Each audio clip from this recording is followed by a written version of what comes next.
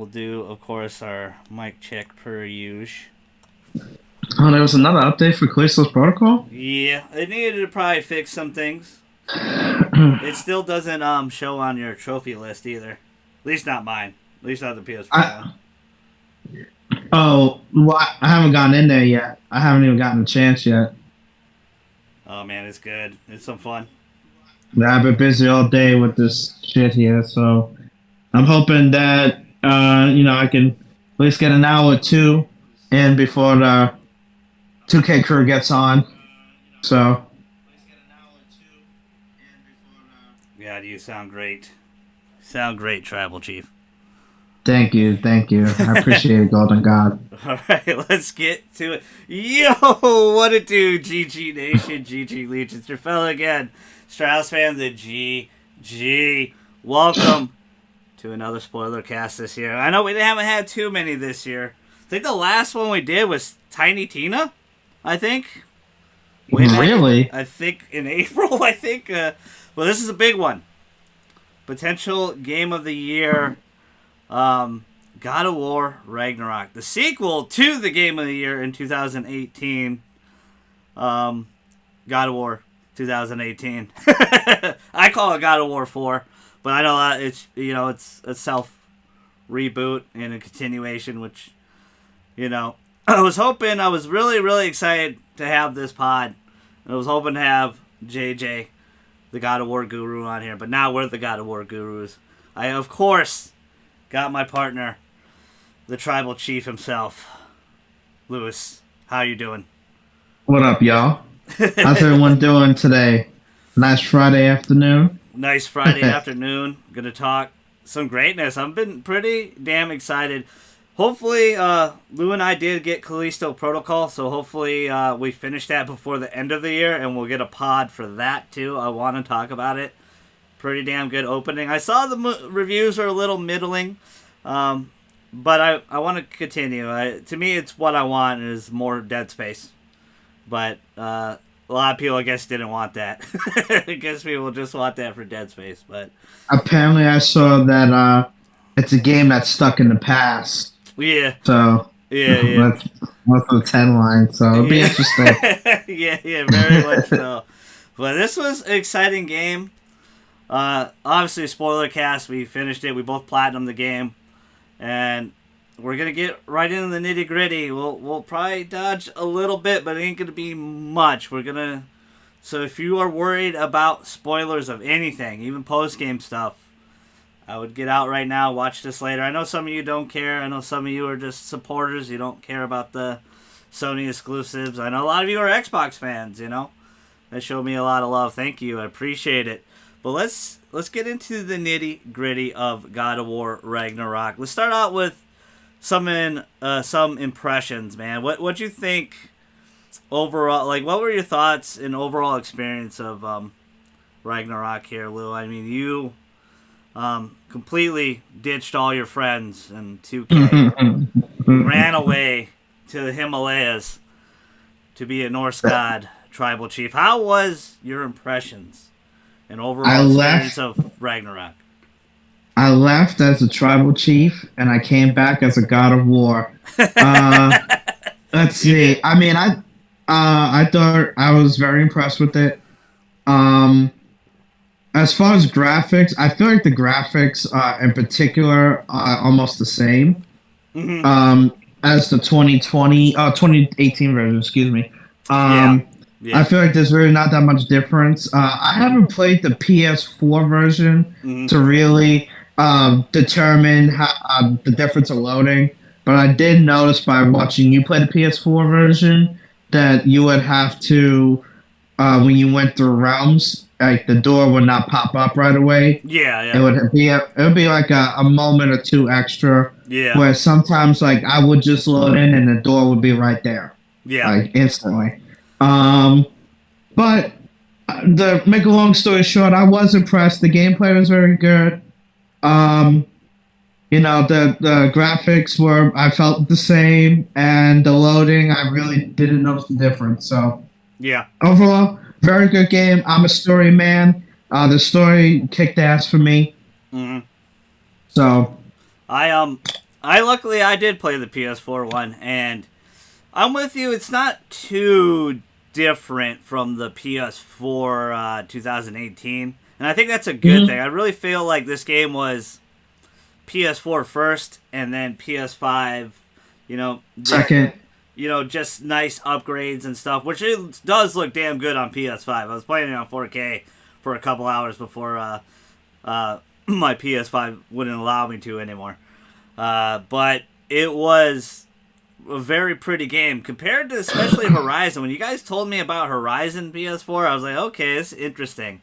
And then I actually started it a few days ago, and I was like, wow, like the PS5 version clearly was like the superior version of Horizon. Like the PS4 one's very mushy. Is like the nicest way. Like you took a water plating and you just scrubbed your hand all over it.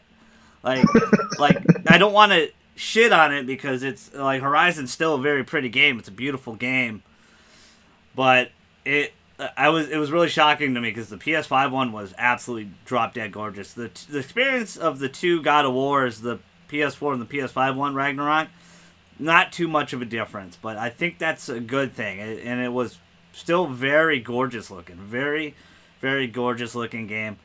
This game had a lot of surprises for me.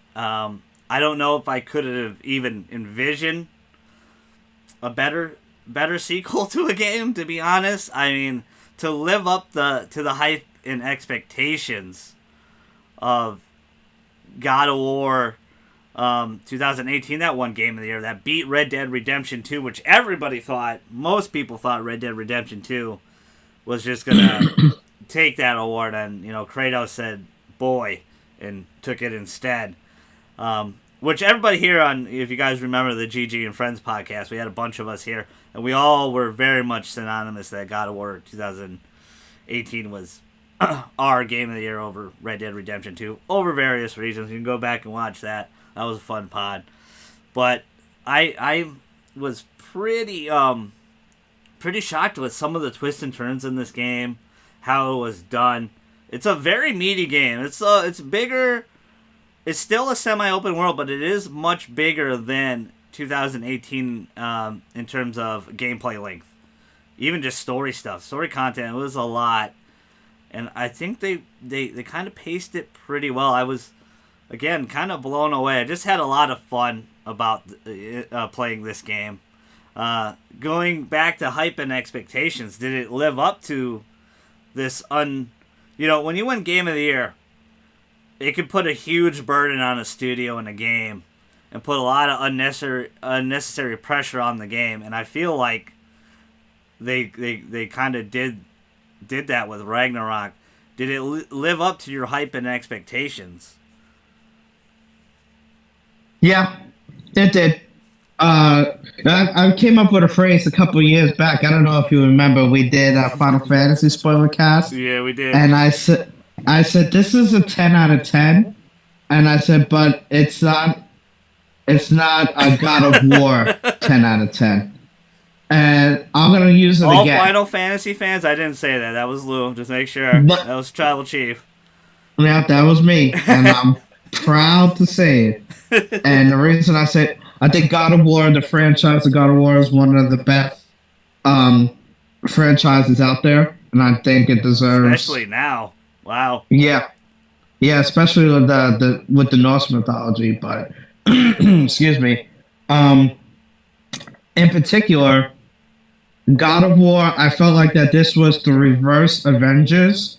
I felt like the first game felt like Endgame to me, of the layout and the mooding of the story. And then this one literally story for sure, yeah. Yeah, and then this one literally starts out like Infinity War, like Thanos attacking Thor, like everything just happened. You had fight after fight after fight. The moment within the first hour, right? Yep. I mean, you had for those that again didn't play it, first hour it's the Freya fight.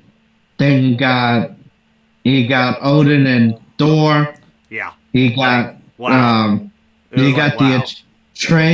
the Atreus bear fight. I mean, like this is all within an hour, Yeah, it was the first couple hours is quite the ride.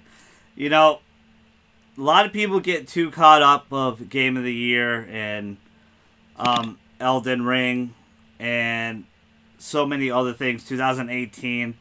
When I was playing this game, I wasn't thinking about, wow, this is better than 18. This is better than Elden Ring. I was just having a lot of fucking fun playing this game. Like, it was just really fun to play. And I think you hit it on the head. This is very much like Avengers, Infinity War, and Endgame. They're just really fucking damn good games. They're different, but they're both very, very good and worthy of the mantle of Game of the Year. Congrats, Chad. Chad just got the platinum to God of War Ragnarok.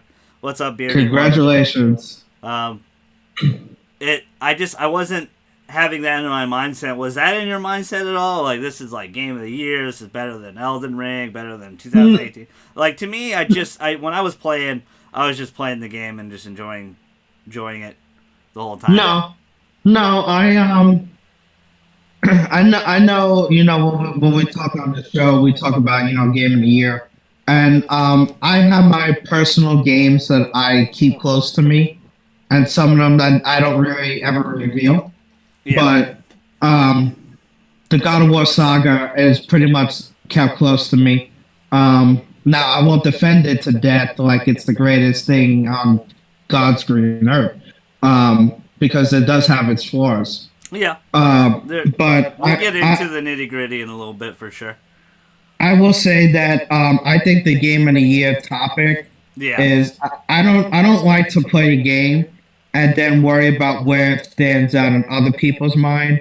I just care about where it stands out to me. Yeah. So I use I do see other people's opinions, like I do with Callisto's Protocol, but I can learn to separate what they think and then what I think. Mm-hmm. So it does not affect me going into the game unless it's something like, for me in particular, like glitch trophies. Yeah. Like that's a turn off for me because I feel like I got to work harder. Yeah. So it's like oh boy, but that's more of a personal thing. You definitely have bad luck with the glitch trophies for sure. Dude, you're telling me. I mean, it's like, but to get back to it, it's the game of the year. I know a lot of people, they play these games and they say, well, it's not game of the year material, or it is game of the year material, and this is the front runner. That's what you drive for. That's what you think of when you play these games. That's good for you. I don't think of it that way. Yeah. So we're going to talk more in depth about Game of the Year, but you can pretty much, when you listen to me in this pod, you'll pretty much understand my viewpoint of Game of the Year. Yeah. And how little it means to me compared to other people that really means the world. Yeah. So, and because he's not the only game show. He's the game show, but God of War is going to win Game of the Year in other game shows. Yeah. And other places. Point. It's a great point. There's several game shows for Game of the Year and stuff. You're showing a rare ability of not caring. A lot of people do. Like, a lot of people really wear this on the sleeves. Like, people really do not want Elden Ring to win. And a lot of people don't want this to win either because it's another Sony exclusive. I highly suggest just playing games and enjoying them. And I just brought it up because I thought I might be thinking about that, but it wasn't at all. When I played, I just was enjoying the game. I wasn't really trying to compare it to 2018. I absolutely put 126 hours in Elden Ring and loved every fucking second of it. But I wasn't like, man, that's like these two gotta battle to the death. I just really fucking love that game, and I really fucking love this game. Like it was really, both were excellent in their own ways, and we'll talk more of that in the actual reward show next week. But because we're gonna get in the nitty gritty, let's get into the combat. I saw some complaints that people felt like this game was too similar to 2018. The combat was too similar. There was not enough new, or was more of the same good to you? Well, like, how'd you feel about it? For God of War, I think more of the same is good. I don't think it's that big of a deal. Mm-hmm. I mean, I don't know how I could put this in layman's terms, but I feel like that the progression of that situation should come slowly unless you're starting a new mythology. And then you that's where the big change comes in. So, and I felt like that they've had a good change with the third edition of their weapon, the spear. I feel like the spear is a really perfect weapon for Kratos. My favorite weapon in the damn game was the Draupnir spear. Especially when you did like the 6-hit combo and then it stuck into somebody. And I kept pressing triangle to detonate that thing. The fact that they combined a Spartan weapon with the Draupnir ring, the infinite supplying ring, I think that was absolutely brilliant and very, very smart. Loved what they did with that weapon. I know I saw some people weren't, the biggest fan of that weapon, but to me, I thought it was fucking bad. I mean, most, spears and stuff are pretty clunky in video games, and they're slow, and they don't move. Like, this was amazing. Like, amazingly fun. And I'm kind of with you. More of the same is fun. I think there was enough new in the game to keep you motivated to go and have a lot of fun. There was enough new content, the creator level, stuff like that. There was a lot of collectibles. The shit, like 418 collectibles or something. The 2 secret boss fights were excellent. I think they're done really well. I think they did a really good job with this game. I think they did what they could control without going maybe, I don't want to say too crazy because I don't think that's the appropriate word I'm thinking of, but just doing what they can. And, and I watched a couple spoiler casts with the director, Eric Williams, and he has been with God of War since the OG days, and he's been on every single God of War, even the PSP games. And it was funny to hear his story about the Draupnir spear, because they wanted to add a new weapon for Kratos, and a lot of people thought it was going to be Mjolnir, because I saw a lot of people were upset that he didn't get the hammer. And I think that didn't make too much sense, because the Leviathan axe, his purpose was to counter the damn hammer, that was a gift from his wife. And they wanted Kratos to have something, and it was funny when he told the development team, the combat team, he was like, it's going to be a spear. And they're like, oh, dude, a stick? And he's like, yes, it's a stick, but it's going to be the best damn stick in video games. And I think they accomplished that task. So hats off to him pushing that, and to the combat team for making it feel awesome. Like, to make the Draupnir spear feel great. I think it's one of my favorite weapons in gaming, and I really used it a lot. The kind of the rock, paper, scissors. It's not rock, paper, scissors, but having all three on your D-pad here was, I think, really smart, because you could switch between the runic attacks and stuff. I especially did that a lot in the secret boss fights. That were really, again, really fun, and hats off. And if you guys don't know, Ghost of Sparta is my favorite God of War, and he pushed for the spear in that game, and it's cool that it's a nice little callback to this game, and we'll get into more story stuff. But I think more of the same was better for this game, and they had enough new. I think they had enough new, and it felt really good, because I don't think you wanted it to feel too different, right? You wanted it to feel pretty similar to how great that game was already in 2018. Go ahead, Lou. Sorry. I also want to say this is a game that was supposed to come out a couple of years after the 18 version. Too. Yeah, I think it was supposed to be 2020, right? They talked about, but then what was it? Christopher Judge had that big back surgery, so he was, then COVID happened and whatever. I'm pretty sure that they had maybe bigger plans. I don't know where exactly they wanted to go with this, but I'm pretty sure that they have more, and then they just kind of cut things down because they felt like it was a little too much. I'll. So, That's why I'll fill in for you because I heard it right from him. Him and Corey debated for a long time. The whole team debated for a long time whether to do 2 or 3 games, and Corey was like, "Let's do it 2." And then once they made the decision to do 2, they put everything they had in this game. And I think it shows. I think it really shows just the quality and the level design and the beautiful different worlds you go to in the other realms, like not just mission design, but the level design. It might just be a big effing circle at the end of the day, but it's probably the most well-designed circle in gaming, right? Because you're like, man, this place is huge, and then you're like, oh, I'm in the beginning again.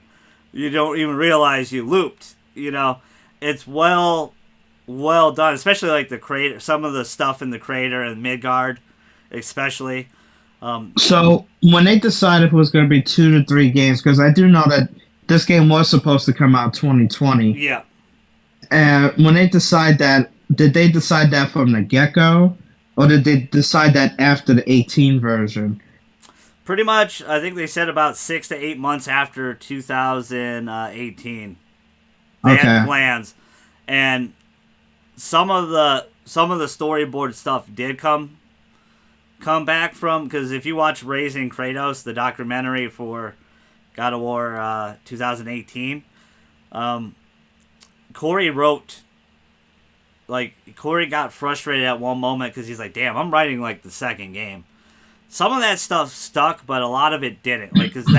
Like Loki wasn't even decided yet. Like they didn't even have Atreus' name as Loki yet. That came out of a whim. And there's another thing in this game that came out of a whim, and we'll get into it because we're gonna get into spoiler stuff and the story stuff right now. So be warned, we're gonna really get into it right now, going all in. But but they had a lot of stuff on the board, but they took very little. But a lot of it was new, and this was all pretty much. Corey hounded Eric for like 6 months before he accepted because he didn't want to do it. He didn't want to direct, and this is his first time ever directing, and I think he knocked it out of the effing park with this game. I think he really did, and because it takes a lot. It takes a lot to direct. It's not easy. You got to push people. You got to push certain buttons. Some people are very uncomfortable with that, but I think he really knocked it out of the park. And there was 3 things that Corey insisted on, and I'm going to have Lou guess them, put him on the spot. But there was 3 things Corey insisted on, and also Corey barely had anything to do with this game. It was 99.9% of Eric doing everything. He said he would check in every now and then because he was working on something else, which gives it, which we kind of know what they're kind of. We don't know the name of it, but it's probably going to be a space game, kind of his version of Mass Effect. I'm thinking that's what I'm leaning towards. If you follow him on Twitter and stuff like that, you can kind of see Corey posting about Mass Effect. I think that's what they're going to do, their version of Mass Effect, probably a lot better. We'll see. I mean, I don't know whenever they're going to reveal that game, but it was interesting to hear that because Corey is creative director. He's credited as creative director of this game, but literally he was hands off like 99% of this game. So it was pretty much all on Eric to be, to kind of helm the ship and make sure this goes in the right direction. Judge almost didn't want to do it because if Corey wasn't going to become director again for this one, but they talked him into it, and he's like Corey gave him the seal of approval, and honestly, I think that was one of the smartest moves of Sony Santa Monica was to have a new director, to have a newer, voice in the room to keep it motivating and adding his own ideas. And I think he did well. I mean, the guy's been there since the beginning. He's worked on every single God of War, and I think he knew what he was doing a lot. What were the 3 things that had to happen, Lou?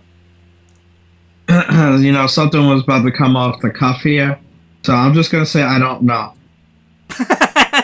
Okay. The 3 things. I wanted you to guess, man. You quit. What a quitter. No, listen, I had something in mind, but you know what? We'll save that for our party. Okay. We'll save that for our party. But the 3 the 3 things that had to happen was Atreus had to go, Ragnarok had to happen, and Brock had to die. That's very interesting. Those were the 3 things. Why did Brock have to die, Lou? The Sindri term. Because he was the family dog. What? That's what they compared him to. Was he was the family? He was the guy that brought everybody together. The silly. He was my favorite character. We're gonna talk about characters pretty soon, but Brock was my favorite character, and I was actually kind of shocked. I was like, oh shit. And we'll get to that. But yeah. They said he was the family dog? He was the family dog. The family pet that you love so much. And then he's gone. He's taken away from you. And it makes you sad. And then, of course, like you said, the Sindri turn ended up being a big part of that. But it was interesting to hear him say that. I'm like, okay. I didn't think about it like that. I didn't think about it like that because but he kind of is, he's just that mutt that hangs around that you love. He might be a jerk sometimes, but you love him. You love your dog. And a lot of people do. A lot of pet people really love their dog. And it was just funny to see that, hear them talk about it. I really kind of liked that. I really kind of liked that statement from him. It was interesting. It was very, very interesting. I don't know if I like the metaphor there. If he's the family dog, yeah, I get where that's coming from, and it's a cool idea. But like when you said that, the first thing I thought about was that the kind of his 3 things are setting up a future game because Atreus had to go, which was the end, right? He had to go do his own journey. So I assume that's going to have to do with something that's going to happen in its future games. Well, we'll talk about that in a second. You're getting too ahead. Yeah. But you're thinking a little too much. Don't think too much. Don't take everything so literally. Well, these 3 things are said for a reason. They're not just said just because. But I have the answers for you. I have the answers. Okay. I have the answers for you. And again, you're getting a little ahead. Okay. Let's talk about the story. That was just some funny. What's up, Shannon? How you doing? Good to hear from you. Let's talk about the story because this was a very big task because people really love the first game. Like really, not the first game, but 2018. A lot of people really love that game a lot. They really enjoyed Kratos' journey. One game of the year, obviously. People really hold that game in high regard. To do Ragnarok, and to have it pretty much done pretty damn well. I really do think they knocked it out of the park. What did you think? Did they really meet your expectations for that, the story? I think the Ragnarok part was a grand slam. Yeah. I think this was a game-winning grand slam, inside the park grand slam. To be quite frank. The park. Ooh. Yeah, it's one of those exciting moments. Ball gets by the center fielder. Everybody comes home. The man that hit it. Was awesome. Is racing around third. Everybody's excited. He's about to win the game, and he slides in safely. I think that's exactly how I would describe Ragnarok. And this game in particular, the ending sequence, which, we talked about the ending sequence he asked me, did it feel a little marvelly? And Yeah, I said, a little bit, but I am a sucker for a happy ending. me too. And Me too. I like happy endings. although I have said in the past, and I still stand by this, you know, sometimes the best villains are the ones that win in the end. Mm-hmm. So, In your because case, Neil it's more Druckmann. satisfying to beat them. So, so, but this was good enough too. Yeah. This was really good. This was a really satisfying um, turn of event. Their last mission. So, the story throughout, uh, Kratos and Atreus, um, basically keeping a secret from each other, but trying to protect each other, and then them coming together, and then realizing, um, you know, that they, that they love each other, and that essentially they were trying to protect each other, and Kratos trying to prepare Atreus for life, and Atreus trying to protect his dad from prophecy. I thought that was a very good I'm sorry, dad and child moment. Um, I almost said mom and dad moment, but yeah, there's something, probably the best child and parent moment that Sony's done in a long time. So very good, Okay. very enjoyable. Um, Shannon, they already said they're not doing DLC. The director said they're not doing any of that.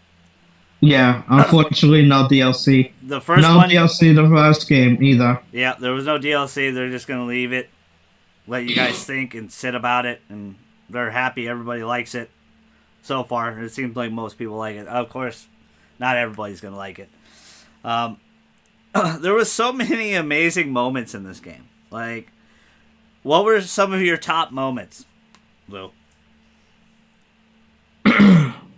Um, some of my top moments off the top of my head, um, the tier reveal of Odin, um, and obviously, Block's death.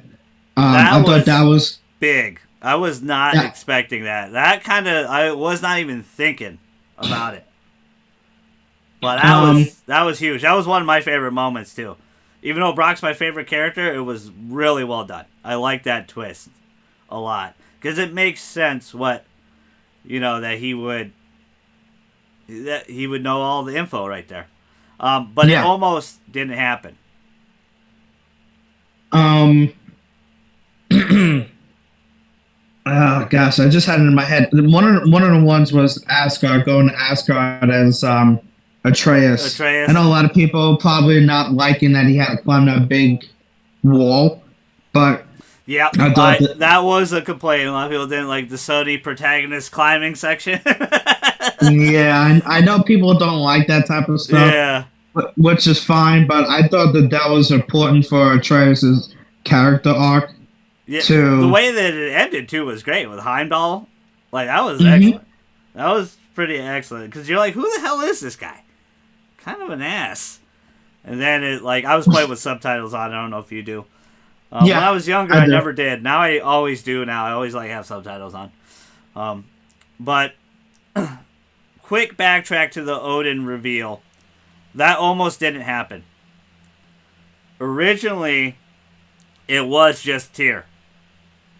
They actually had Tyr with them the whole time. But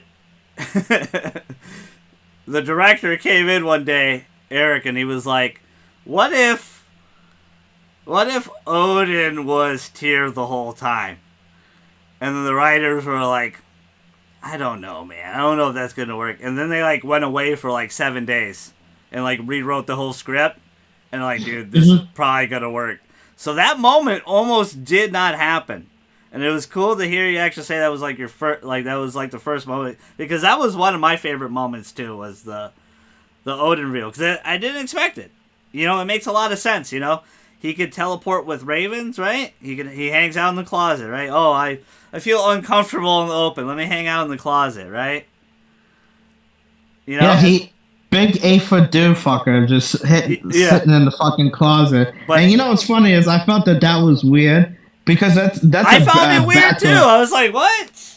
You know, That like was what? like a background conversation because you rescue him, Yes, and he's like, and he's like, oh, you can sleep with me, and he's like, oh, do you mind if I just hang out in a closet? yep. And I That's one kind of of your just chuckled. first hints. That's one of your first hints. There's a lot of hints. Yeah, The way he and talks to Freya, the way that he what talks to Freya. the way he talks to Freya, he calls her by her real name, Frigg, his wife's name. He hangs out in Freya's room, and then sometimes in the corner, you can actually see raven feathers if you really pay attention. So they were throwing him right in front of you the whole time. It's whether or not you pick it up or not. And Okay, I that was pretty cool. I was kind of like, wow, damn, like they really just. I found that pretty interesting that this Odin was with you the whole time, and it's thrown right in front of you, but you're probably playing, too busy fighting. Maybe you're not listening to every conversation to notice. Except for a few things, like you picked up the closet thing was weird to me too, because I was like, what? The yeah. hell? Usually after I did a mission, I would hang around and Me I would too. go in their rooms Me too. and I would go in their rooms and like you would hear Tia sometimes talk in the room, Yeah. and then sometimes like Tia wasn't there. It's like, oh shit, where's this big 8 foot dude fucker? Like he's not even here. Oh, he must be in the closet. And the closet's like for like 4 foot dude people. Yeah. It's like, okay, and That was him teleporting. And a lot of yeah, that time, I think it was with the Atreus section. So he wasn't there. That's why he wasn't there. It all makes sense and adds up. Also, the subtitles could give it away if you were paying attention. Is when they have Tyr talk, he doesn't have the accent over his name. So that was like another clue. That was not really Tyr, the God of War.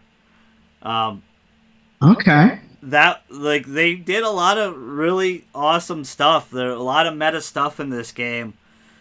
And there's apparently, I guess, there might be some more secrets and stuff. Another one of my favorite moments was the Garm fight. That's probably one, like, I absolutely love the Garm boss fight. That was a really fun boss fight. And how it even ends. It's like, oh, we killed him. Oh, shit. And then he comes back because, it's Helheim. And yeah, it's a callback to the beginning of the game with the knife.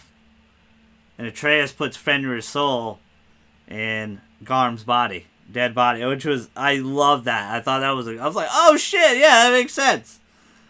That makes a lot of sense, because I was always thinking, isn't Fenrir like a giant wolf thing? Like huge. And it man, I liked what they did with the story. I mean, it was really good. I could see some pacing issues people have with it, and some things, story-wise, maybe they didn't love. I know a lot of people didn't love the Angerboda level. I also thought that was a little long in the tooth, but I understand why they did it. Did you end up really enjoying that level? I understand people's frustrations with that level, and I get it. But it was a very important level. This is the way I think. This is the way I think of pacing, because a lot of people are like they want a game that's the equivalent of Infinity War the movie with all nothing but action, action, action, action. And Yeah. I don't mind that pace. I'm not a big fan of the particular slow pace until the very end, or just the slow pace throughout.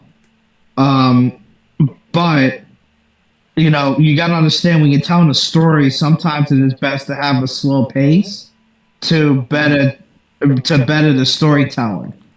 Because Go ahead. go ahead, Go ahead. go ahead. What was you gonna say? Compared to the first game you mentioned, like, this is like more of a roller coaster ride than the first game. The first game is very slow. A lot of people did not like the slow pace of the first game. But that was the whole intent. Was the first game was tended to be a slow game, a more intimate experience. Where this one, they kind of put you, once they hook you, you're kind of going. And it kind of summarizes that, like, towards the end. Like, literally right after the Garm fight, it's boom, boom, boom, boom, boom, boom, end. Over. Like, they get right to it. I mean, you fly by. So, I think it's a very interesting roller coaster ride, because they hook you. They start out really fast-paced, too. Like you said, the first couple hours of this game, you know, seeing Freya doing the Thor and Odin fight. I love that moment, too. That's one of my favorite moments, was the opening with Thor and Odin. And Odin sitting at the table. Yeah, that was... I was going to mention that one. That I was like, damn, are we doing this right now? Like, this shit's going down? Mm-hmm. Like, and I love, you know, his line, you seem like a calm, reasonable person. Are you a calm, reasonable person? And he's drinking the mead. It's well done. I loved how tall he was, too. He dwarfs over Kratos. Like, Thor's a big boy. Big boy. And I do like their take on the Norse mythology. Is it completely like the Norse? No, they even talked about that. Like, no, they didn't want to do it completely. They want to do their own take on some stuff. And I liked what they did with Thor, and I like that Ryan Hurst did him. He did a great job voice acting him. Like that whole moment where Odin, like Kratos says no, like, no, get the F out of my house. And I love where Odin leans over and like, hurry up, don't take too long. And then the hammer, boom, and it gets it. Like, oh, dude, it was. He's like, you're not, and I like how you mentioned. He's like, you're not from here. But we got some called blood debt, I think, right? Blood debts? Yes, blood debt, yep. I love that. And you owe me a blood debt for killing my son. I love that. It was a really awesome fucking start to this game. Really, really good moment. One of my favorite moments. And I have too many moments in this game. You know why? Because I have 39 gigs of, like, video. That's a lot. I've saved so many cutscenes, so many fighting scenes, and a couple of glitches here and there. I had some funny glitches, but not much. Not much. Not like Horizon. But even Horizons were funny. I didn't really. They're like, oh my god, it ruins it or anything. But I really liked that moment. I think it was I was not expecting that. I thought there'd be a little more build up. I was kind of expecting the first game again, little slower pace. But no, they kind of get right to it, and it's pretty cool. It was a really, really fun moment. You got any more? Yeah. So I've mentioned I mentioned Asgard.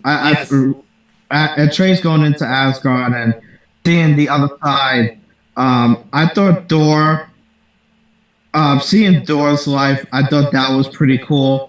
Mm-hmm. Going kind of, pretending to be like one of the kids, I guess you would say. Like, you get your own room and everything, and you can listen in on them and shit. That was pretty funny. Yeah. I thought that was cool, just to walk around and experience, and then listen to like Thor and Sif talk and cut the shit right now. Huh? Cut the shit right now, dude. You just want to bang Thor's wife. That's all you cared about. Yeah, but I think she might be taken now, unfortunately. So, yeah.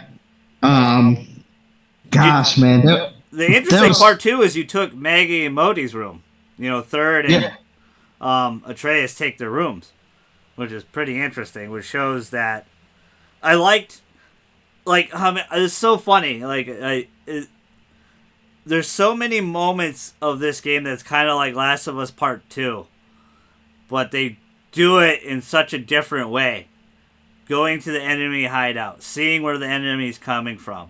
They do it in I think in a more masterful way than Last of Us Part 2 did it.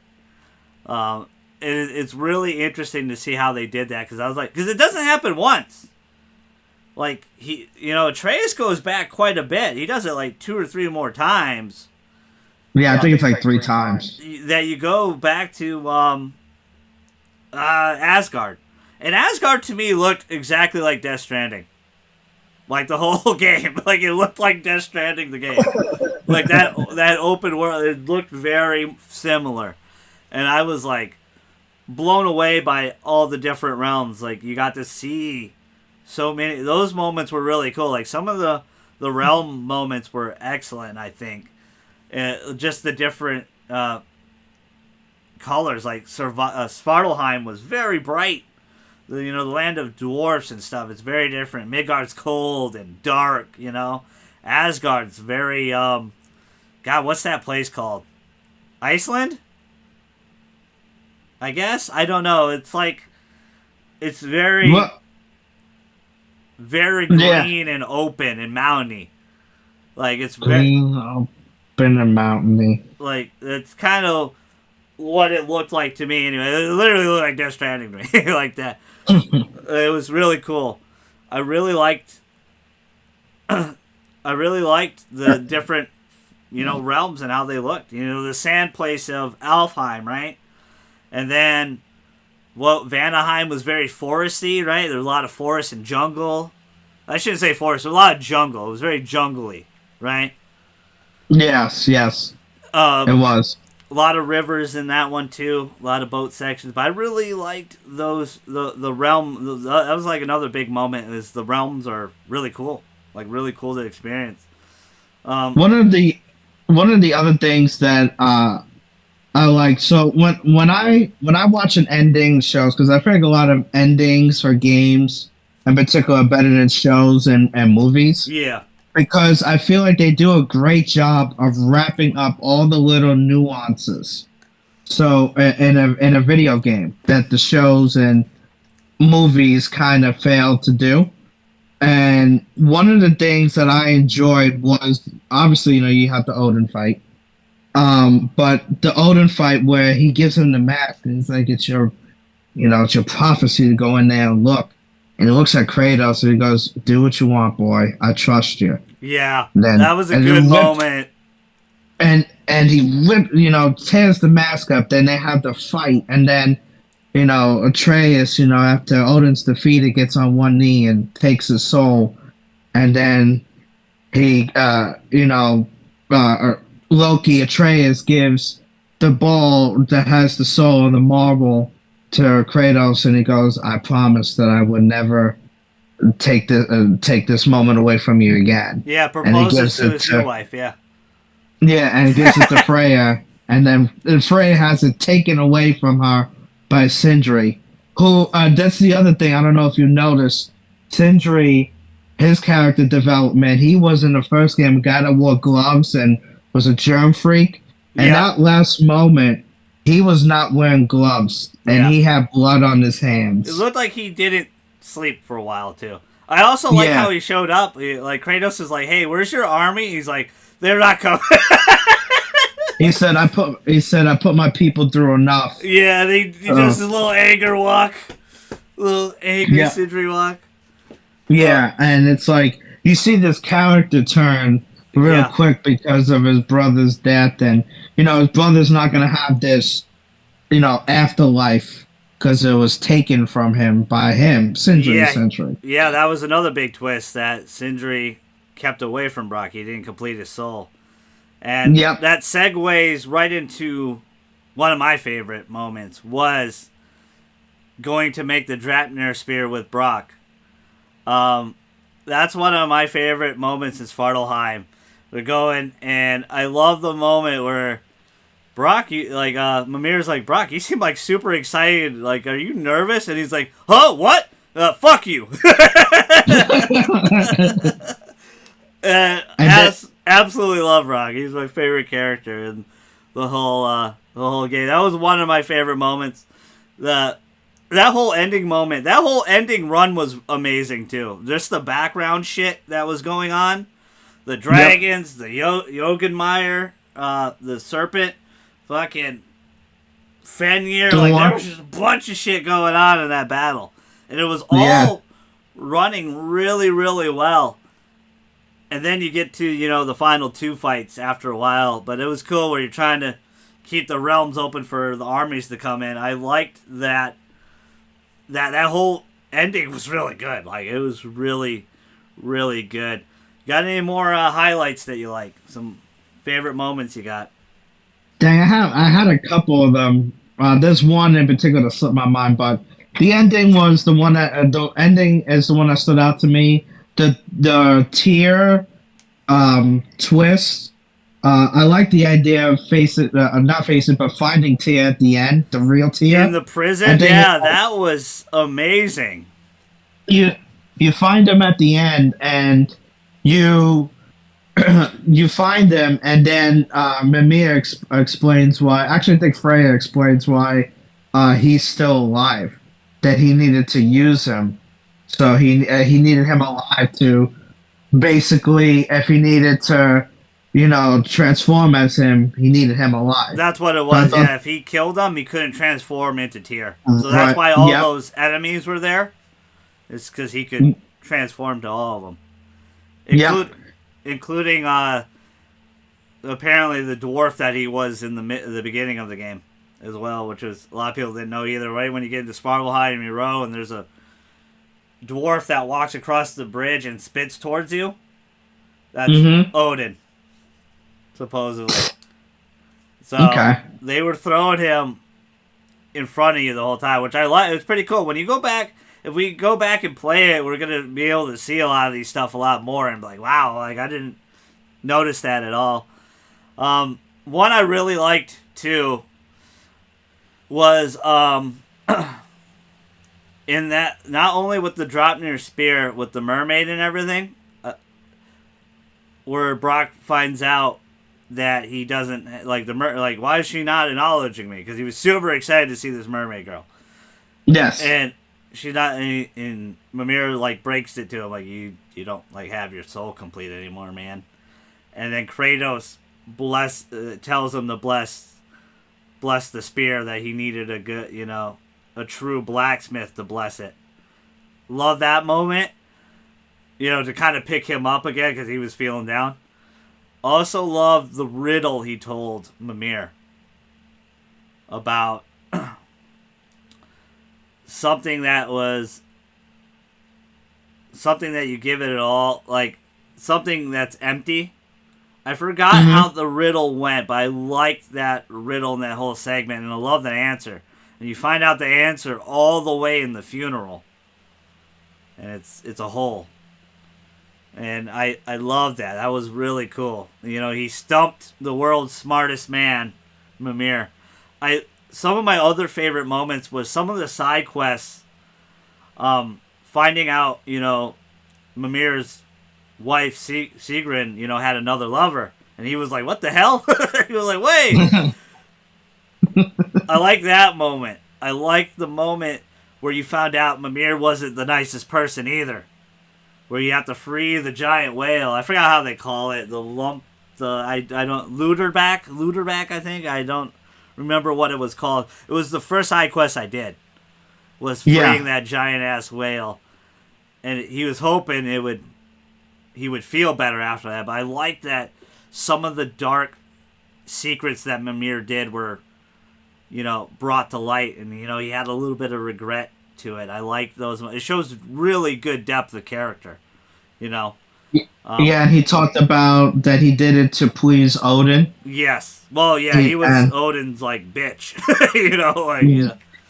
Yeah, he and all throughout he's like, oh, are you mad at me, brother?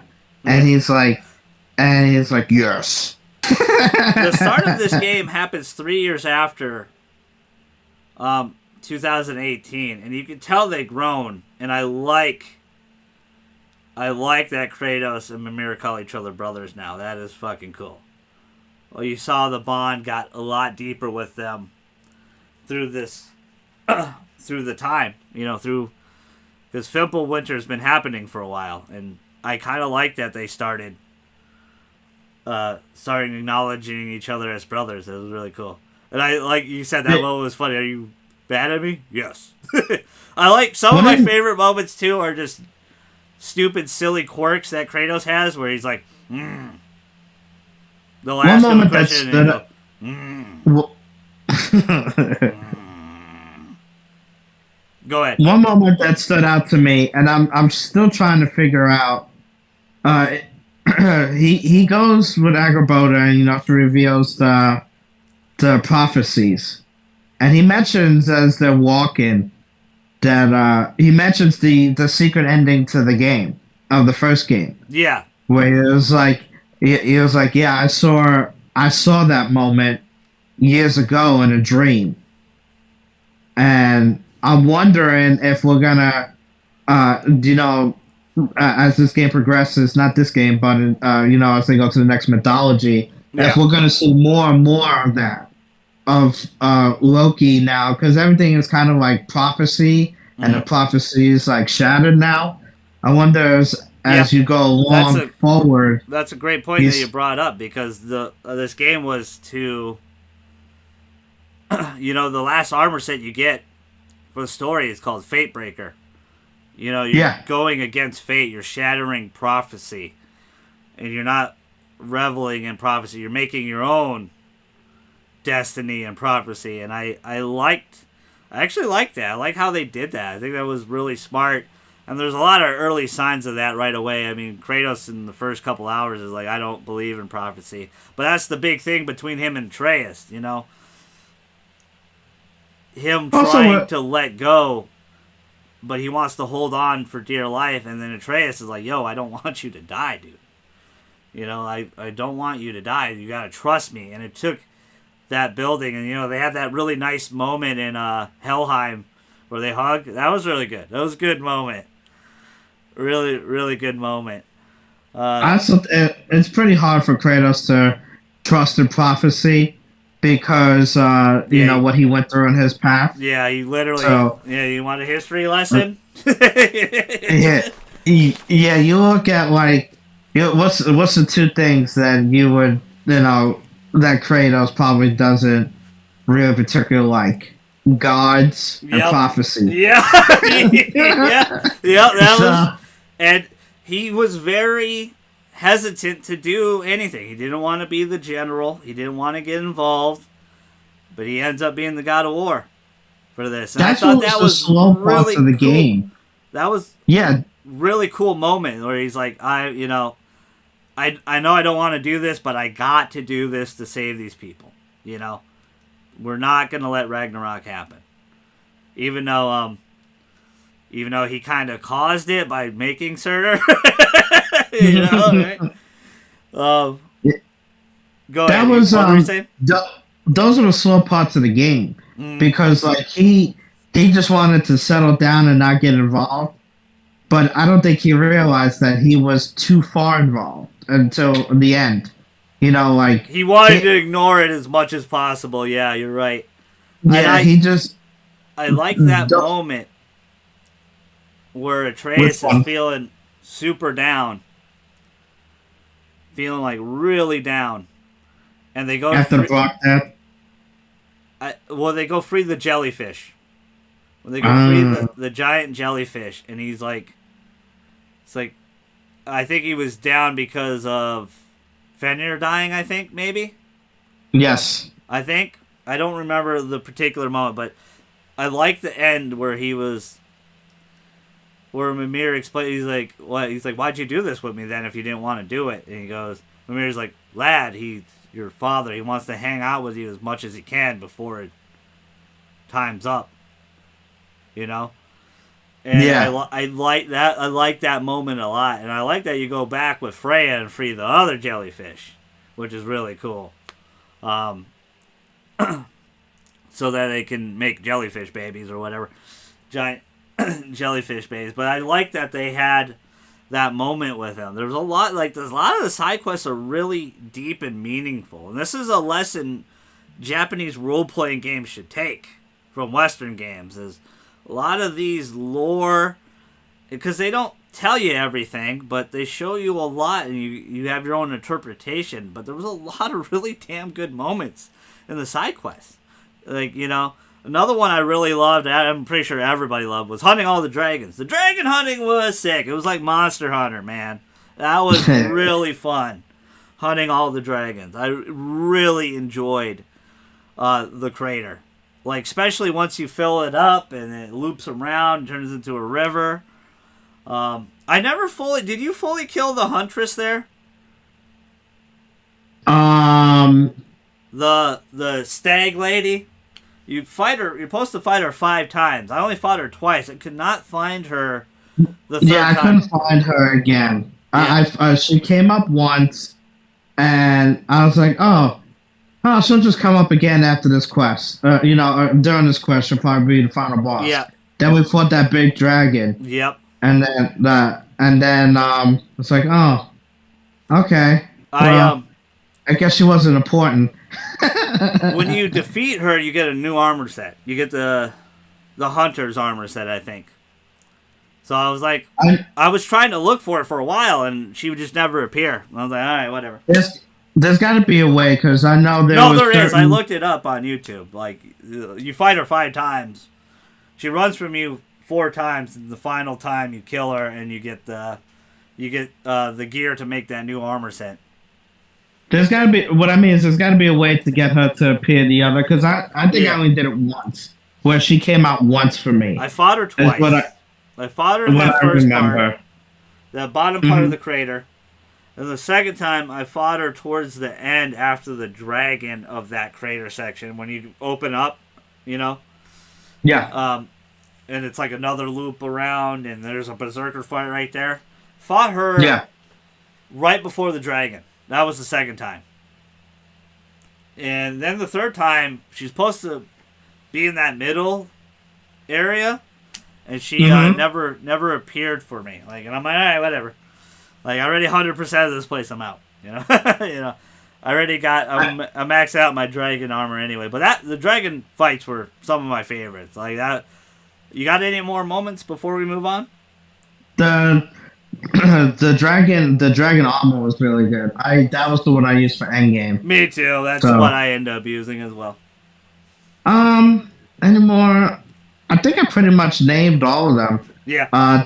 Finding Tyr, and then seeing him. Unfortunately, I didn't get to see him in multiple realms because when I did that part, I was literally like I had the 2 boss fights and then I was done. Yeah, you were done. Yeah. Yeah. He appears in all of them. Yeah. So I went back to Sindri's house. I was like, oh, he's not here. Yep. I think he returns there once you visit everything. Yeah, and I saw him in Hell. I saw him there, and I think he was talking to. Actually, I think I saw him watching you. Yeah, you were watching me because I showed you. I'm like, hey, look at my share screen, and you're like, oh shit, that's cool. And I didn't think he did that. I just thought he just like went away. That's the cool part about this game, like the deep, like there's so much to do even after you beat the main story. Even I played a lot of this game and did a lot of the side quests before I finished the main story, but I even still had a lot to do. They give you a good amount if you really want it. If you really want to play it, you will be very happy. You will get your money back for this game 100% if you're willing to give your time to it. Yep. But it is worth it. Was there any lowlights for you? Was there any moments that you were like, maybe this is too slow, I didn't like it as much, this could have been done better? Probably was the Agaboda stuff. That was mine too, the anger bot. I liked her as a character. I really did. But going here and doing this and then doing that before the story picks up, I felt like that could have been cut in half. Well, it looked like it was going to end. And then it just keeps going. I'm like, oh shit. And then it turns into a boss fight, which the boss fight was fun. That was pretty cool. And Atreus was really fun to play as. That was one of the goals, was to make Atreus fun and likable in this game for Eric and them. And I think they did that. I think they did a really good job. I think he was really fun to play as. There's so many new characters in this game.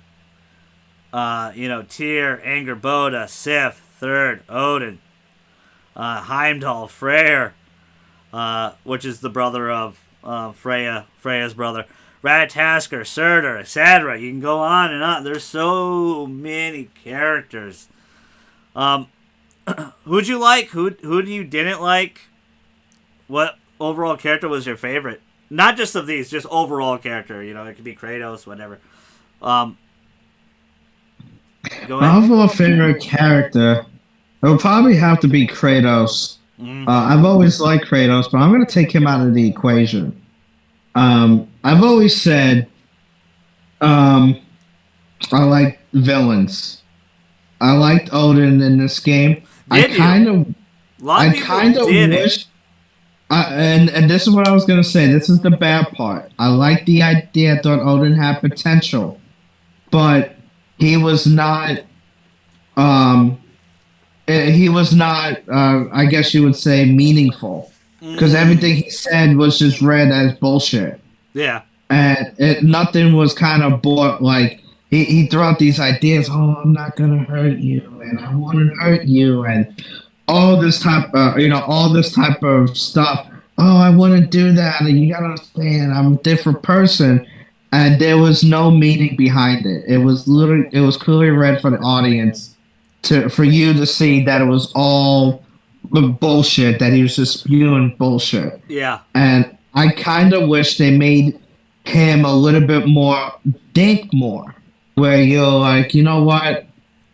He might not be such a bad guy. Maybe he changed his ways. The real Odin in the mythology, he was a strategist.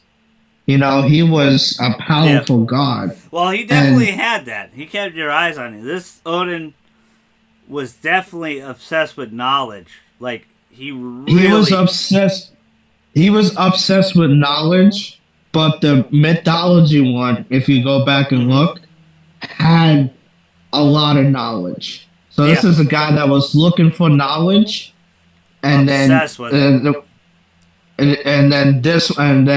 That other one was very masterful. I felt like he was very incomplete compared to the mythology, and I assume they did that because if he was complete, he was. What's up, he LG? would have been very. Good seeing you, man. He would have been very powerful.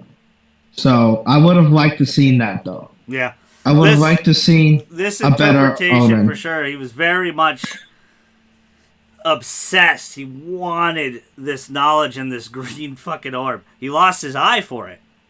Yeah. So he saw Atreus as his way in. Like, you can read the mask, I can't read the damn mask. You figure it out. And if you notice, when you do those moments, all the Norse gods, like Aesir gods, like, hate your ass. Why the hell is Odin talking to this little asshole? Like, and it's because he's using you. He knows you, but the flip on side on that was Atreus was using him. He was just trying to get some of his knowledge to defeat him. Yeah, he was very, like I said, like those parts there. He was very good, Odin, but he was not complete. He was not a complete villain. But I do like him because he was the villain. And he was the guy that, to me, made the game. Like, you hear all these stories of him, and it was enough to complete his character arc for me. Yeah. So, just the stories that Mamiya told, that Freya told, that the brother told as well. They tell a lot, yeah. Yeah, so, all that adds up. But he was probably my favorite, and then least favorite. Okay. Right next to Sindri. Well, go ahead. Elaborate on Sindri. I want to hear. Sindri, I've never really liked in the first. Huh? You didn't like the heel turn? You didn't like he turned into Stone Cold? I like the heel turn, but I did like the heel turn. That's probably why I liked him a little bit more. Mm-hmm. But I just felt like he was too big of a pussy. Right next to Tia. I definitely think that Odin... That's what he was for sure. I mean, he was very... Like when Atreus mauled him out of emotions, he was bad to jump. Even Brock was like, dude, you're not hurt that. Yeah. He And was the it, sensitive one for sure.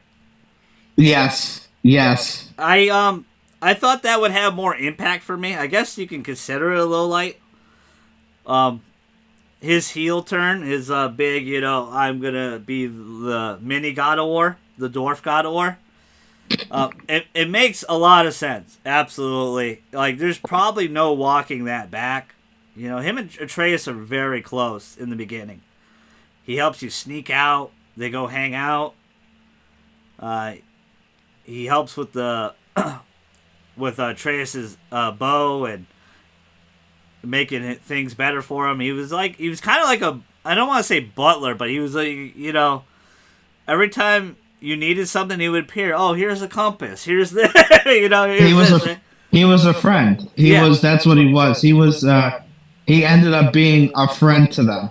Whereas Yeah. in the first game, like you just kept running into the dwarves in different realms. Yeah. And then I remember one instance where he's like, "Oh, you are Brock mess with your axe," and then he goes, "I gotta upgrade your axe," and Kratos just fucking throws it at him, and like he has to move out of the way, Yeah. and then he's gotta drag the axe all the way to his shop, and then he's gotta add his little dwarf magic to it, just touches it with a hammer, and then that's the upgrade.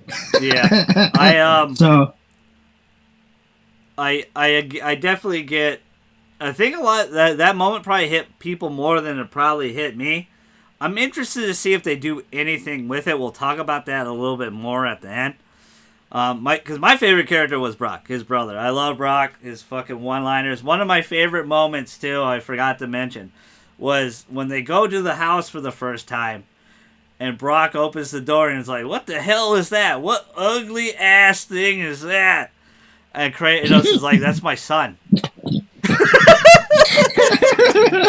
And he's like, "Oh, really? Damn, he grew tall." And both the performances of the Holger brothers were excellent, but it was really funny. Was Sindri? I hate to laugh at some of the stuff, but some of the stuff with Sindri did make me laugh a little bit, and it wasn't supposed to do that. It was supposed to make you feel like, "Oh shit," like he's hurting. But there might not be no walking that back for sure. Like, him and Trace are very close. He's like, Trace is like, "Take my hand." He's like, "Glove slap." Like, no. So You have to. I'm You interested. have to think, you would have to think that, and we'll talk more about this later. But his arc is going to lead into something going forward. You have to think that. You would think so, right? It'd be interesting, and we'll talk. Of course, I talked a little bit, but I do really like Thor. Like Ryan Hurst's performance. This might be the best interpretation of Thor ever. I really love Thor. I even love the moments where how intimidating he was. Like, even just hanging out with Loki, and he's like, "I don't like you. You don't like me." And he doesn't really help you out. He's only there because Odin made him there, right? Yeah. Yeah, made him go there. I like some of the moments, and I like. And then Loki sends him off to go do the trials. Yeah, that was pretty funny. Which obviously that was kind of a MacGuffin, right? So you can go see Angerboda or whatever, or go see the mural, him going in the giant mural. But I like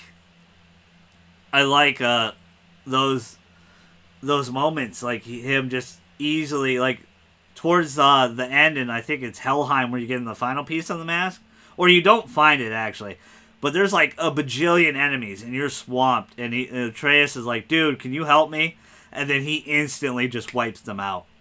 Like, he's that powerful. I really liked him, but he had a lot of emotional issues. His father does not treat him right. He's a big, fat, slobby drunk. They talked about, him and Sif talked about how they regret how they taught Modi and Magni. I think Modi and Magni. And they don't want Third to go through that, but Thor's like, or Sif was like, really like, "Yo, I do not want Third to go through this shit." And Thor's like, well, she's her own person. She's going to eventually want to do her own thing. We can't keep her grounded forever. So it shows their dynamic of the relationship. And it also shows that, you know, they know they're not the best fucking parents. And they kind of fudged up.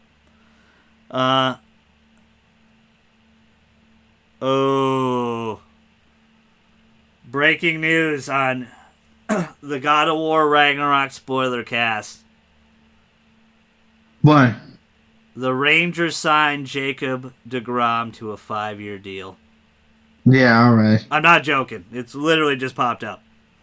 Really?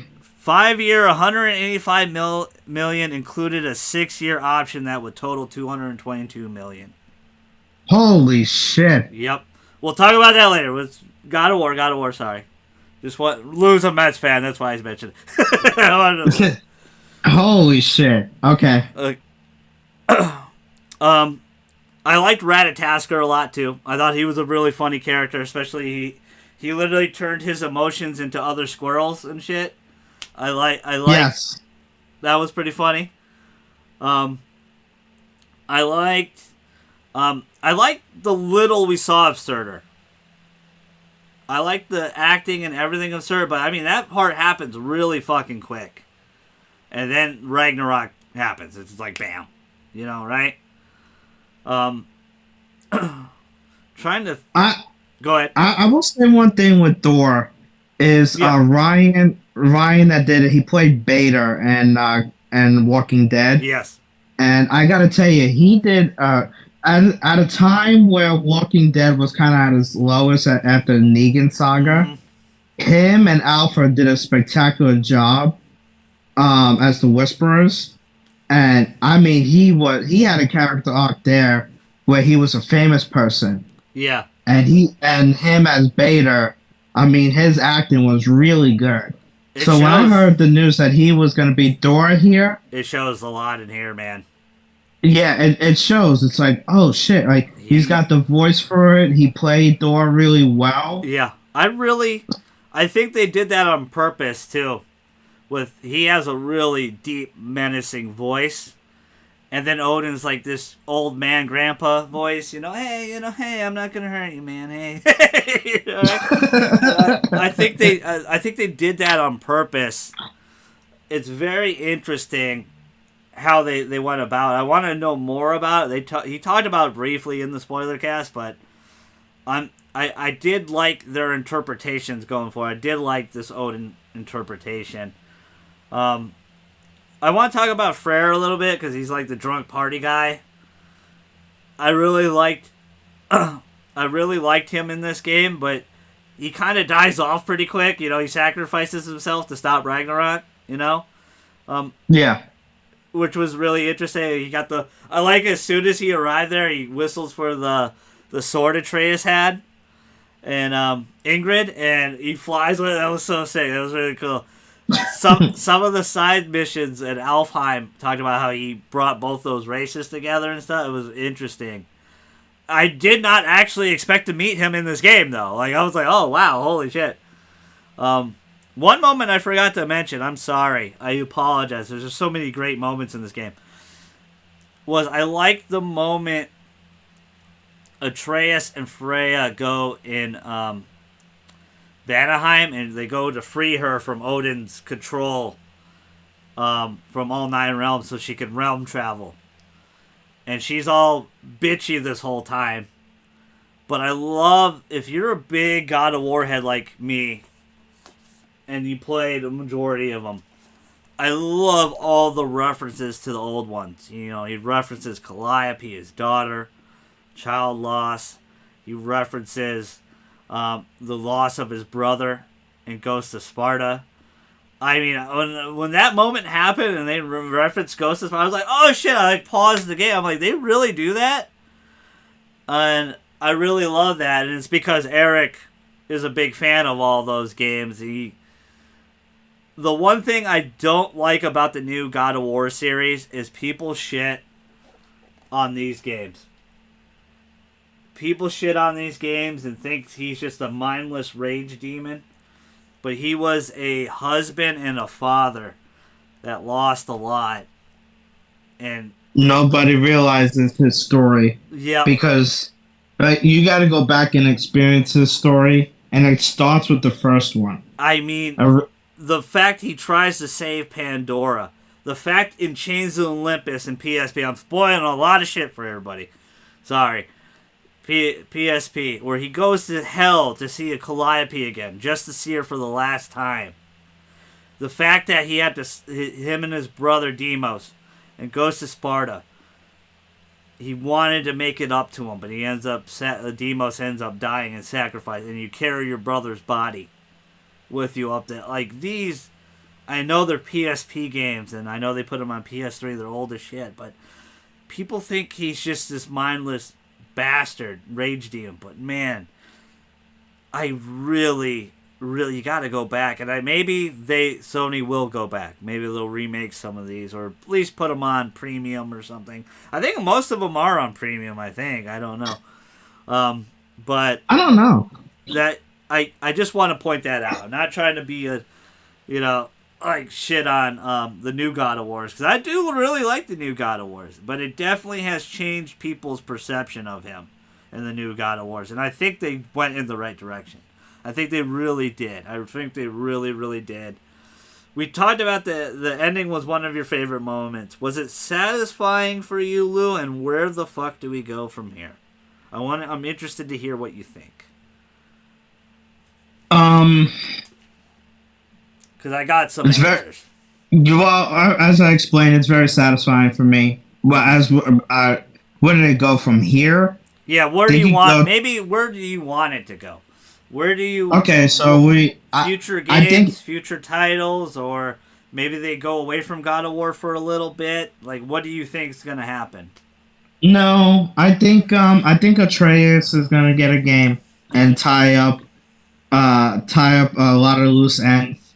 I think something's gonna happen in that game where we move on to another mythology. So, and again, I don't think it's gonna be a big game like God of War is. Yeah. I think it's gonna be something very small, Miles Morales. Tie up a lot of it, because it's not the stuff that needs to be tied up can be tied up in like 8 hours, 10 hours. So, yeah, I think that's where they're gonna go. Personally, going forward, but I will say one thing. Kratos. I think we're gonna go to the Egypt mythology, and I think that it's gonna be God of War. So, some sort of like Egypt title, and then I think we're gonna have Atreus game. It's gonna be like God of War, Atreus's Search for Giants. I don't know, hypothetically speaking, that would be a different surname. But yeah, the Kratos is the God of War. And personally, going forward, I think we're gonna keep that title. Okay. It's very interesting. I mean, I don't think they're gonna do the $40 game. There definitely is a quite a bit. I think maybe unanswered questions for sure. I think there is, because there is some stuff that's left over. But I think they personally kind of want you to think about that stuff and not necessarily read too much into everything, because not everything has to be said for you, because they did a really good job. Like, again, this starts 3 years after and of of 2018, and you can see how much Atreus grows and how much Mimir and Kratos grow closer together, and how much more people hate them. Overall, Freya. Imagine someone attacking you for 3 years and then ends up being your closest ally in the end, which is really cool. I really liked what they did with Freya and everything. I really do think the ending is satisfying. The $40 game would be really interesting. Maybe if they even tied Sindri into that, but I don't know if there's anything walking their friendship back. I like the biggest fact is that he never forgave Atreus. That he he's going down a dark path that Kratos went down. Even at the funeral, like Kratos is like, "You okay, buddy?" And he's like, "Don't touch me." And I hate to laugh at those moments because it's a powerful moment. But I don't know. Sometimes when I see Sindri, I giggle. I just feel like Sindri's gonna do something that's gonna set way for the next God of War, and it's and I think it's gonna be a character arc. You know, he goes down this deep dark path, and then he realizes, oh my God, what have I done? And then that's where we're gonna go forward. Is Sindri at the end realizing that he made a mistake and he's got to clean it up, etc., etc. You know, the journey along the way. What was the cost? I think this is not one of those things like where, and if it does, it's kind of disappointing. Where Atreus goes to Sindri, hey buddy, how can we work this out? And then they just work it out, and then they're friends again. Well, family have fought over less. You literally have family have not talked to each other over less. Yeah, and this is a very significant thing, and I don't know if there's anything walking back. I think Sindri, I don't know if he was supposed to be like that in Norse mythology, because I think you guys mentioned, not on here off camera, that he was like king of the dwarves or something, or he becomes king of the dwarves, right? There's something that I read to that, so yes. Something like that? Yeah. I think you guys, JJ thinks he might go back to Greek mythology. I think it will be a new mythology, and he's not here to explain that, but that's when we were talking off camera. I do think you're right. I think they're going to go to a new mythology, Egypt. I think we're done with Norse. I think it's over. I don't think there's going to be DLC, $40 game. I think the $40 game was kind of a mirage thing, because only 2 Sony studios had. I could be wrong. Game Awards, we could have a bunch of $40 Sony games announced, but Uncharted Lost Legacy in 2017, and Miles Morales because the PS5 came out, and the thing people overlooked about the Miles Morales game was to be a PS5 launch title, to kind of get you ingrained in the PS5, and then icing on the top, give you Spider-Man PS5 remastered. But a lot of people overthought that and got really pissed off and demanded free Spider-Man, because I bought the game already. But that's not what it was supposed to be. It was just supposed to be something to kind of get you ingrained in Sony's ecosystem. No other studio has done it. We haven't seen a Rivet game. We haven't seen another Ghost of Tsushima spin-off. We haven't seen any other spin-offs at all. Doesn't mean it can't happen. I like the idea you have. I do think Atreus is more involved with this, and maybe the next game is mostly him. Maybe he carries the title and his journey. But I think Sony's preparing you for multiple story arcs, because the last 5 releases have had that. Like the Ratchet and Clank, Spider-Man 2 is going to have Peter and Miles together in different story paths. This game did it a lot. There was several different story paths, You play as Atreus a good chunk. Not as much as people will make it seem like. A lot of people were saying you play 75% Atreus. That ain't true at all. I think it's the other way around. I think you're Kratos more than you are Atreus. Yeah. But a lot of people were arguing about that. I saw. That was some of the, some of the hate for it, besides being a Sony title. I'm interested to really see, because the answer I have for you is they're thinking about the future, but they don't know where they want to go yet. And if they're going to do anything, they're going to go all out. They're going to put everything into it, so it would be a full price game. So to me, that already rules out, $40 game. But you never know. Maybe Sony is like, hey, bitches, make me a $40 game. I don't know. The cool part I found out about Sony, which we known for years now. You, me, and JJ always talked about it. Have talked about Sony lets their studios do their own thing. There's no pressure. They just do what they want, and what they do is fun. And it shows in the last few titles. It shows in God of War. It shows in Returnal. shows in Ratchet and Clank. You know, it's really well made games. I'm interested, you know, Death Stranding and Ghost of Tsushima. I know that's not technically Sony Studios, but Kojima's a good friend of theirs, and they end up doing that. I'm really interested to see if this $40 game happens. It'd be really interesting, and if they tie in the Sindri and Loki stuff together, and if it leads to whatever happens, you know, whatever happens with Sindri doing some awful shit going to Egypt. Because I think they should keep him the bad guy for a while. I don't know if they walk him back and he's going to be happy old Sindri anymore. Let's end this pod on Game of the Year, Pretender or Contender. I know Lou's on mute.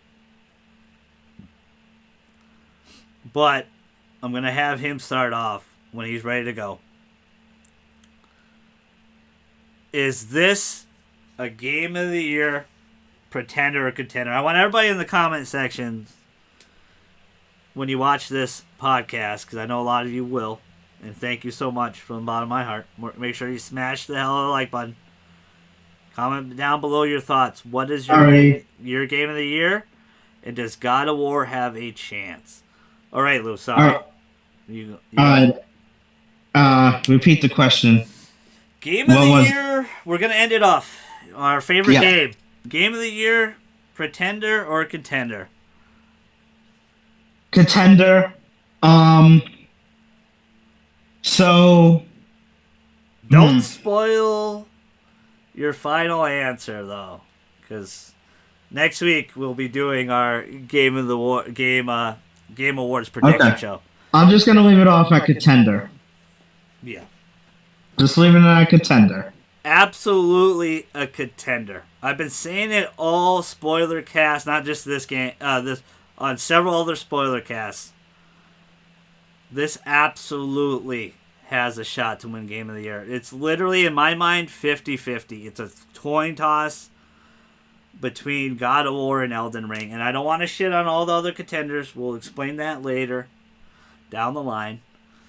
But, man, this is absolutely a contender like I thought all along. I am blown away by this game. It is very excellent. They did it. They knocked it out of the park. They hit an inside the park grand slam, like Lou said, to win the game. Enormous amount of pressure, man, to do a game, to live up to a game of 2018, and they handled it. They gave it their all. I think having Eric direct it instead of Corey, I think was smart. It'll be interesting if he gets enough. Eric mentioned he wants to do a Castlevania game, and people are freaking out because remember those rumors a few years ago, right? Sony trying to get Castlevania, Silent Hill, and Metal Gear from Konami. So maybe that happens. I don't know. As of this moment, those guys are just enjoying finishing that fucking game. I'm sure some of them are already working. I'm sure some of the staff is moving over to Corey's game because the studio is big enough to do too. But absolute contender. A round of applause for this game. I don't want to make it just seem like all the other games just suck. All the other spoiler casts we did are bad or anything like that. But there's a difference, man, between these two games. Elden Ring and God of War, they're cut above everything else. And it's literally your preference. It's a coin toss. I'm not going to have the answer for you. But we will next week. Again, I want to thank the Tribal Chief, Skip to my Lou, for helping me on this spoiler cast. Hopefully, we had some answered some of the questions you guys were thinking, and maybe you guys are thinking the same way as us. But again, make sure you smash the hell out of the like button. Comment down below your game of the year. Is Ragnarok a contender? And sub if you're new. We appreciate all the love every time. I know a lot of you shout out love later because you're going to watch this as a video. But thank you so much. Thank you to Lou. Wish we could have had JJ on. I would love to hear his thoughts about this game. But we had to make do, and time is moving. Hopefully we'll have a Callisto Protocol Spoilercast in a few weeks for you, and we'll have our Game Awards prediction show next week for you, right before the Game Awards. Probably, I'm hoping to do it Tuesday. Hopefully, lose free Tuesday. I still gotta type it up still, but we're not gonna do every single award. We're just gonna do the ones we really like, and then we're gonna predict some of the predictions there, like game announcements and stuff. We love doing this whenever. It's one of my favorite shows to do every year. But again, thank you from the bottom of our hearts. We love it. We love doing this. We love potting. This is a really good game. I highly encourage you to, maybe you're waiting for Christmas from Santa or something, but I highly encourage you to play Ragnarok. If you have PlayStation Plus Extra, play the original first, then hop in here and buy this one. It's absolutely worth every penny. It's really, really well done. And give Elden Ring a shot too, man. I think people need to, maybe not because it sold a $1 million, but I think these two games are gonna be in a lot of people's stockings or presents in the future, for sure. It's gonna be fun to see where it goes, and it might be the most boring game show, award show we have this year too, because it's basically those two games are probably gonna win everything, and I'm just gonna prepare everybody for that because, again, those two are cut above for sure. But I've been your fellow Strassman, the GG. That's Lou. We're outie. See ya. Before, one more thing, my bad. Go check out the Spoilercast with the God of War director. Go check it out right after this podcast. Go check it out. And he's a really cool dude. I like everything he did. But we're outie. See ya.